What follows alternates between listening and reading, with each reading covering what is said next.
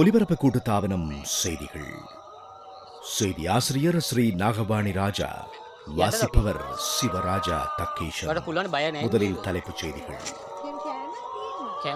ஜனாதிபதி தேர்தலுடன் சகல பிரசார நடவடிக்கைகளும் இன்று நள்ளிரவுடன் நிறைவு. ஜனாதிபதி வேட்பாளர்களின் இறுதி பிரசார கூட்டங்கள் இன்று. இலங்கை வந்துள்ள சர்வதேச கண்காணிப்பாளர்கள் ஜனாதிபதி தேர்தல் தொடர்பான பணிகளை இன்று ஆரம்பிக்கின்றனர். அரசியல் கட்சி பேதமின்றி நாட்டிற்கான ஒரே பயணத்தில் இணையுமாறு ஜனாதிபதி அனைவருக்கும் அழைப்பு. கம்முதாவ வேலை திட்டத்தினை மீண்டும் ஆரம்பிக்க சஜித் பிரேமதாச தயார். 76 வருடங்கள் பின்னோக்கி சென்ற நாட்டினை கட்டியெழுப்பும் பணி 21ஆம் தேதிக்கு பின்னர் ஆரம்பமாகும் என்று அனுரகுமார திசாநாயக்க தெரிவிப்பு. இளைஞர் சமூகத்தினர் பொருளாதார பங்குதாரர்களாக மாற்றப்படுவது அவசியம் என்று நாமல் ராஜபக்ஷ வலியுறுத்தல். யாகி சூறாவளியினால் மியன்மாரில் உயிரிழந்தவர்களின் எண்ணிக்கை 236ஆக உயர்வு. இலங்கை நியூசிலாந்து அணிகளுக்கு இடையிலான முதலாவது டெஸ்ட் கிரிக்கெட் போட்டி இன்று ஆரம்பம். அவை தலைப்புச் செய்திகள். இனி விரிவான செய்திகள். ஜனாதிபதி தேர்தல் தொடர்பான பிரசார நடவடிக்கைகள் இன்று நள்ளிரவு நிறைவடைய உள்ளன. இதன்படி வேட்பாளர்களின் இறுதி பிரசார கூட்டங்கள் இன்று நடைபெறும். இதனை அடிப்படையாக கொண்டு விசேட பாதுகாப்பு திட்டத்தினை போலீஸ் திணைக்களம் மேற்கொண்டுள்ளது. ஜனாதிபதி ரணில் விக்ரமசிங்க பங்கேற்கும் இறுதி பிரசார கூட்டம் கொழும்பு கிராண்ட் பாஸ் பிரதேசத்தில் இடம்பெறவிருக்கிறது. எதிர்க்கட்சித் தலைவர் சஜித் பிரேமதாச பங்கேற்கும் இறுதி பிரசார கூட்டம் மருதானையில் ஏற்பாடு செய்யப்பட்டிருக்கிறது. தேசிய மக்கள் சக்தியின் தலைவர் அனுரகுமார திசாநாயக்க பங்கேற்கும் இறுதி தேர்தல் பிரசார கூட்டம் நுகேகொடையில் நடத்தப்பட உள்ளது. ஸ்ரீலங்கா பொதுஜன பெரமுனவின் ஜனாதிபதி வேட்பாளர் நாமல் ராஜபக்ஷ பங்கேற்கும் இறுதி தேர்தல் பிரசார கூட்டம் பிலியந்தலையில் நடைபெற இருக்கிறது. தேர்தல் பிரசாரம் மேற்கொள்வதற்கான காலக்கெடு நிறைவடைந்ததன் பின்னர் பிரசாரத்தில் ஈடுபடுபவர்களுக்கு எதிராக சட்ட நடவடிக்கை மேற்கொள்ளப்படும் என்று போலீஸ் திணைக்களம் அறிவித்துள்ளது. அவ்வாறானவர்களுக்கு எதிராக வழக்கு தாக்கல் செய்யப்படும். ஜனாதிபதி தேர்தலை கண்காணிப்பதற்காக இலங்கை வந்துள்ள வெளிநாட்டு கண்காணிப்பாளர்கள் இன்று முதல் நாடளாவிய ரீதியில் பல்வேறு மாவட்டங்களில் கண்காணிப்பு பணிகளில் ஈடுபட உள்ளார்கள். இந்த குழுவில் சுதந்திர தேர்தல்களுக்கான ஆசிய வலையமைப்பு என்று அழைக்கப்படும் அன்ஃப்ரில் மற்றும் பொதுநலவாய தேர்தல் கண்காணிப்பாளர்கள் உள்ளார்கள்.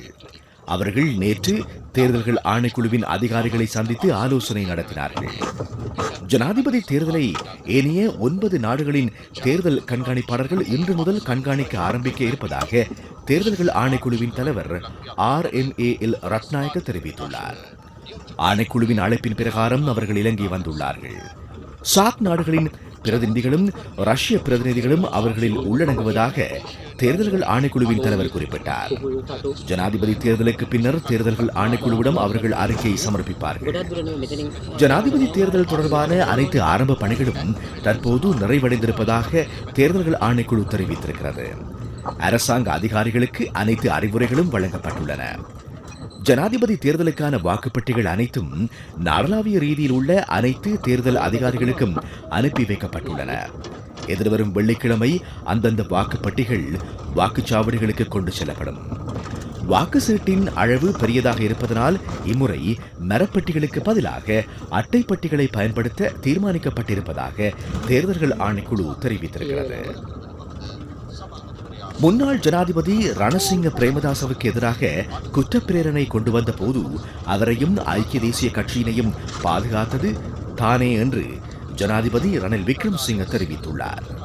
2022 நாட்டில் ஏற்பட்ட அமைதியின்மை காரணமாக ஸ்ரீலங்கா பொதுஜன பெரமுன மற்றும் ஸ்ரீலங்கா சுதந்திர கட்சியின் பெரும்பான்மையினரின் உயிர்கள் காப்பாற்றப்பட்டதற்கும் தானே காரணம் என்றும் ஜனாதிபதி குறிப்பிட்டார். தான் அரசியலை ஆரம்பித்த பியகமவின் அபிவிருத்திக்காக ஆற்றிய பணிகளையும் அவர் நினைவு கூர்ந்தார். அந்த அபிவிருத்தியின் பலனை இன்று அரசியல் பேதமின்றி அனைவரும் அனுபவித்து வருவதாகவும் அவர் சுட்டிக்காட்டினார். பியகமவினை அபிவிருத்தி செய்ததனை போன்று நாடு முழுவதும் முதலீட்டு வலயங்களை உருவாக்கி நாட்டை அபிவிருத்திக்கு இட்டுச் செல்வதே தமது நோக்கமாகும் என்றும் ஜனாதிபதி குறிப்பிட்டார். காலம் சென்ற முன்னாள் ஜனாதிபதி ரணசிங்க பிரேமதாசவின் எண்ணக்கருவில் உருவான கம்முதாவ வீடமைப்பு திட்டம் மீண்டும் ஆரம்பிக்கப்பட்டு சகல குடும்பங்களுக்கும் வீட்டு உரிமை வழங்கப்படும் என்று ஐக்கிய மக்கள் கூட்டமைப்பின் ஜனாதிபதி வேட்பாளர் சஜித் பிரேமதாச தெரிவித்துள்ளார். ஹெட்டிபுல நகரத்தில் இடம்பெற்ற தேர்தல் பிரசார கூட்டத்தில் அவர் இதனை குறிப்பிட்டார். குருநாகல் மாவட்டத்தின் 30 பிரதேச செயலாளர் பிரிவுகள் அபிவிருத்தி செய்யப்படும். இளம் தொழில் முயற்சியாளர்கள் உருவாக்கப்படுவார்கள். இதனை அவர் குறிப்பிட்டார். விவசாயம், மீன்பிடி மற்றும் முச்சக்கர வண்டி மற்றும் பஸ்களுக்காக QR முறையின் கீழ் எரிபொருள் நிவாரணம் வழங்கப்படும். அனைத்து வறிய குடும்பங்களுக்கும் 2 வருடங்களுக்கு 20,000 ரூபாய் வீதம் வழங்கப்படும் என்றும் சஜித் பிரேமதாச குறிப்பிட்டார். 76 வருடங்கள் பின்னோக்கி சென்ற நாட்டின் மீள்கட்டுமானம் எதிர்வரும் சனிக்கிழமையின் பின்னர் அமைக்கப்படும் என்பதாக தேசிய மக்கள் சக்தி அரசாங்கத்தின் கீழ் அது மேற்கொள்ளப்படும் என்றும் கட்சியின் ஜனாதிபதி வேட்பாளர் அனுரகுமார திசாநாயக்க தெரிவித்திருக்கிறார். மக்கள் பலம், ஊடக பலம், குண்டர் பலம் என்பன அரசாங்க தேர்தல்களில் இதுவரை பயன்படுத்தப்பட்டன. ஆனால் அதற்காக தமது கட்சி மக்கள் பலத்தை பயன்படுத்த இருப்பதாக அனுரகுமார திசாநாயக்க குறிப்பிட்டார். மல்சிரிபுர நகரில் இடம்பெற்ற மக்கள் சந்திப்பில் கலந்து கொண்டு உரையாற்றுகின்ற போது அவர் இதனை தெரிவித்தார். நாட்டில் சட்டத்தின் ஆட்சி நிலை நாட்டப்படும். போதைப்பொருள் பாவனை நாட்டிலிருந்து இல்லாதொழிக்கப்படும் என்றும் அவர் குறிப்பிட்டுள்ளார். அனைவரும் எதிர்பார்க்கும் அமைப்பு மாற்றத்தினை ஏற்படுத்த எதிர்வருகின்ற சனிக்கிழமை சிறந்த சந்தர்ப்பம் அமையும் என்பதாகவும் அனுரகுமார திசாநாயக்க குறிப்பிட்டார். நீங்கள் கேட்டுக்கொண்டிருப்பது இலங்கை ஒலிபரப்பு கூட்டு தாபனத்தின் செய்திகள்.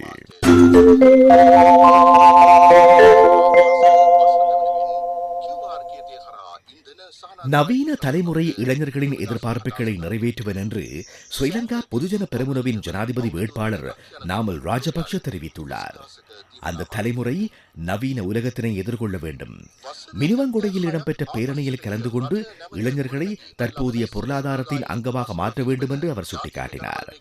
நாட்டுக்கு தேவையான அரசாங்க கொள்கைகள் தயாரிக்கப்படுதல் வேண்டும் என்று அவர் வலியுறுத்தினார். நவீன பொருளாதாரத்தில் பங்குதாரராக இளைஞர்கள் இருக்க வேண்டும் என்றும் அவர் குறிப்பிட்டார். ஜனாதிபதி தேர்தலுடன் தொடர்புடைய வன்முறை சம்பவங்கள் தொடர்பில் இதுவரையில்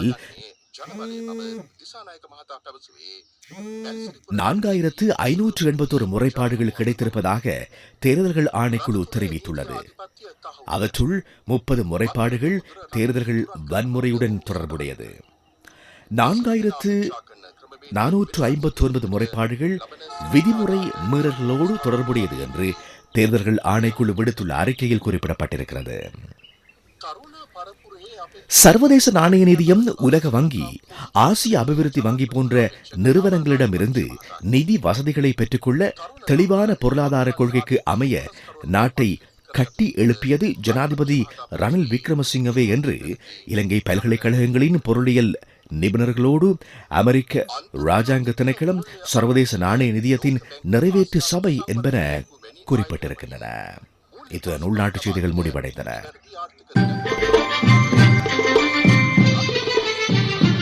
பிரதான செய்தி வழங்குவோர் ஒவ்வொரு வீட்டிலும் இருக்க வேண்டிய வீட்டு வைத்தியர் சித்தாலேப. உத்தியோகபூர்வ வாக்காளர் அட்டைகள் இதுவரை கிடைக்கப்பெறாதவர்கள் அருகிலுள்ள தபால் நிலையங்களில் தங்களது அடையாளத்தினை உறுதிப்படுத்தி இன்று முதல் எதிர்வருகின்ற சனிக்கிழமை வரை அதனை பெற்றுக்கொள்ள முடியும் என்று பிரதி தபால்மா அதிபர் ராஜித ரணசிங்க தெரிவித்துள்ளார். வாக்களிக்க உத்தியோகபூர்வ வாக்காளர் அட்டை கட்டாயமில்லை என்று தேர்தல்கள் ஆணைக்குழுவின் தலைவர் தெரிவித்துள்ளார்.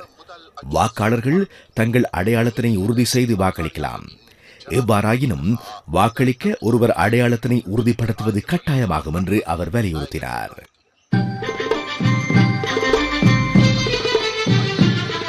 பிரதான செய்தி வழங்கியோர் ஒவ்வொரு வீட்டிலும் இருக்க வேண்டிய வீட்டு வைத்தியர் சித்தாலேபன். உங்கள் கவனத்திற்கு அனுசரணை சிஐபி ஜனஜய அதிர்ஷ்டம் 2024 ஆரம்பம். இம்மாதம் 16ஆம் தேதி முதல் 30ஆம் தேதி வரை சிஐபிக்கு வந்து பெருமதி வாய்ந்த பரிசுகளை வெல்லுங்கள். இன்றைய சிஐபிக்கு வாருங்கள்.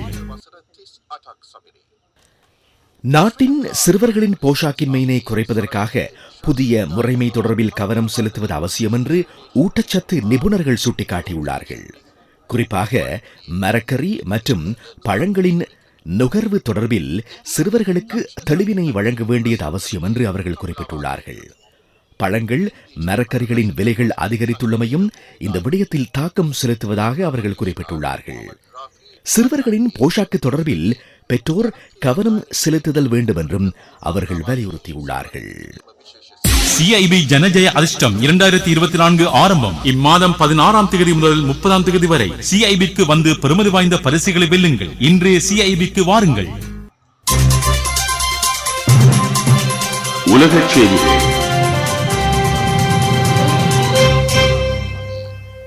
யாகி சூறாவளியினால் மியன்மாரில் உயிரிழந்தவர்களின் எண்ணிக்கை 236ஆக உயர்வடைந்துள்ளது.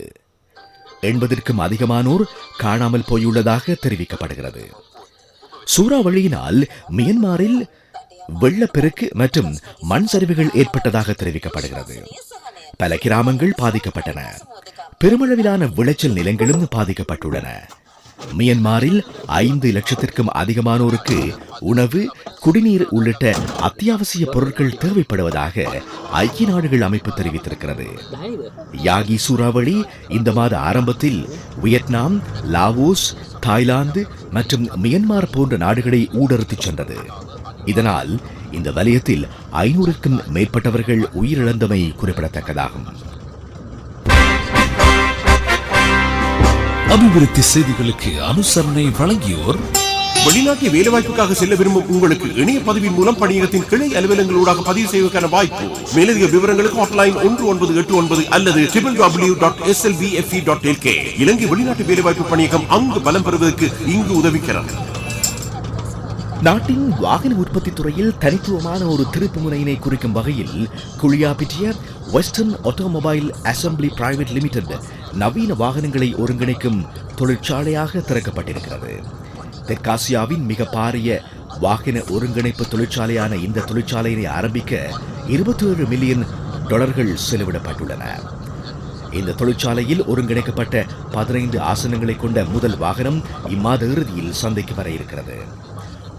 வேலை வாய்ப்புக்காக நீங்கள் விரும்பும் நாட்டுக்கு செல்ல இலகுவான வழிமுறை. ஆன்லைன் செல்ஃப் ரெஜிஸ்ட்ரேஷன் இப்போது சர்வதேச இயந்திரங்களுடன் பொருத்தப்பட்ட இந்த தொழிற்சாலை இளைஞர்களுக்கு நேரடி மற்றும் மறைமுக வேலை வாய்ப்புகளை உருவாக்கி தரும். வேலை வாய்ப்புக்காக நீங்கள் விரும்பும் நாட்டுக்கு செல்ல இலகுவான வழிமுறை. ஆன்லைன் செல்ஃப் ரெஜிஸ்ட்ரேஷன் இப்போது செயல் வடிவில். இலங்கை வெளிநாட்டு வேலைவாய்ப்பு பணியகம் தனது சேவைகளை விரிவுபடுத்தி சுய செயல்முறை மூலம் வெளிநாட்டு வேலைவாய்ப்புக்காக செல்ல விரும்பும் உங்களுக்காக இணையத்தினூடாக சுய பதிவு மேற்கொள்ள வசதிகளை செய்து கொடுத்துள்ளது. வெளிநாட்டு வேலைவாய்ப்புக்காக விமான நிலையத்துக்கு செல்லும் முன் நீங்கள் இணையத்தினூடாக சுய பதிவு செய்வதன் மூலம் அசௌகரியங்களை தவிர்த்து சந்தோஷமாக வெளிநாடு செல்லலாம். சரியான வழியில் வெளிநாடு செல்ல இணையத்தினூடாக சுய பதிவு செய்து கொள்ளுங்கள். இலங்கை வெளிநாட்டு வேலைவாய்ப்பு பணியகம் அங்கு பலம் பெறுவதற்கு இங்கு உதவிக்கிறார். விளையாட்டுச் செய்திகள். சுவிட்சர்லாந்து நியூசிலாந்து அணிக்கும் இலங்கை அணிக்கும் இடையிலான முதலாவது டெஸ்ட் கிரிக்கெட் போட்டி இன்று ஆரம்பமாக உள்ளது. காலி மைதானத்தில் போட்டி 10 மணி அளவில் ஆரம்பமாகும். இந்த போட்டியின் போது விசேட விடுமுறை தினம் ஒன்று அறிவிக்கப்பட்டிருக்கிறது. எதிர்வரும் 21ஆம் தேதி நாட்டில் ஜனாதிபதி தேர்தல் இடம்பெறவுள்ள நிலையில் அன்றைய தினம் போட்டி இடம்பெற மாட்டாது.